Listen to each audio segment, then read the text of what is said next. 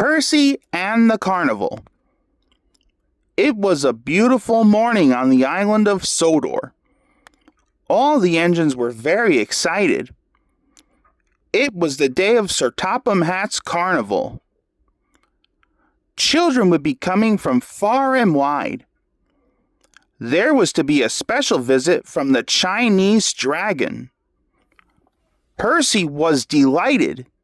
He thought the Chinese dragon was the most exciting thing of all. Sir Topham Hatt arrived at Tidmouth.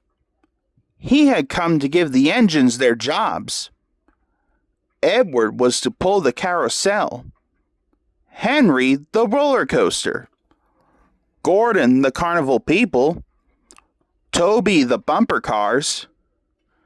James and Emily were to pull the Ferris wheel. Boom, Sir Topham Hatt? Asked Percy hopefully. Ordered Sir Topham Hatt. He added. Sir Topham Hatt left, and all the engines were excited. All except Percy.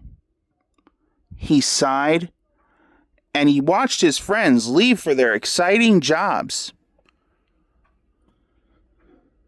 Percy felt very left out.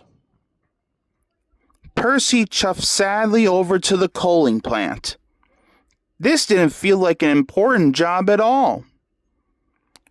When Percy arrived, he could see a long line of freight cars. Grumbled Percy. Percy buffered up and pulled out of the depot.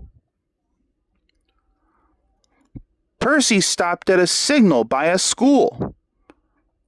Toby puffed past pulling a load of bumper cars. The children in the playground clapped and cheered.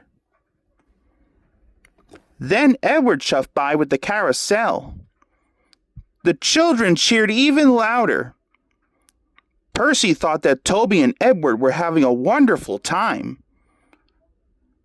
Then an idea flew into his funnel.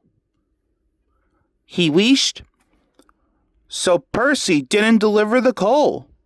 He left his coal cars. And he steamed after his friends as quickly as he could.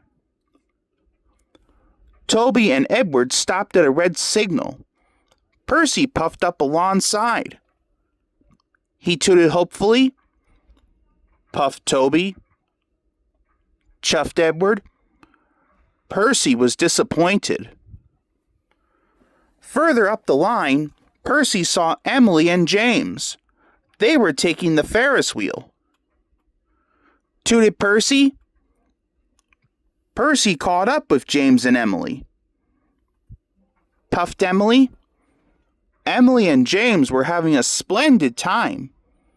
But James and Emily didn't need help either. Percy was upset.